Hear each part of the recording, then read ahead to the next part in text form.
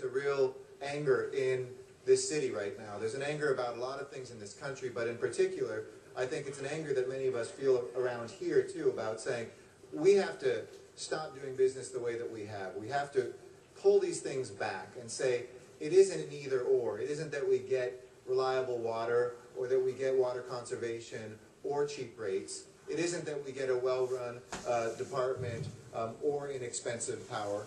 We can have it all. We actually should, and part of, I think, the frustration, Mr. Weezar's motion on a ratepayer advocate, which I'm a strong supporter of, the idea of the Inspector General, I believe that Mr. Smith will be talking to, and I was happy to second.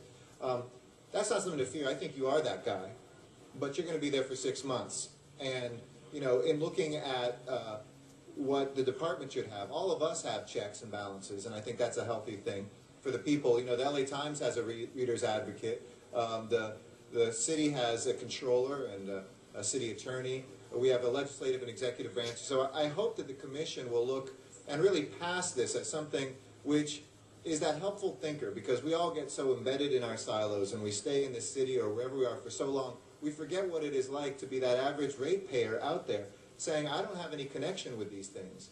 Why is it that I necessarily have to pay more to be green when solar power is finally penciling out at the same price as a lot of our power, certainly at the peak rate? When we look at creative ways of financing things, we want our pipes to be fixed, absolutely, and we've ignored that for too long. We want to have a green power, and we want to have water that is conserved, and so we can continue to maintain life here in Los Angeles, no question of that.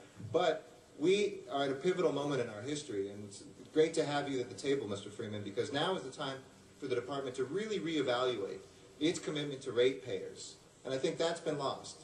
You know, the vision of becoming the nation's greenest and most efficient municipal utility, we've talked a lot about, but we haven't been able to marry those two things together. It's kind of like we're going to, the vision has been, well, we'll drag the ratepayers along even if they don't know better. Well, the ratepayers do know well. We've had very articulate people who've come here.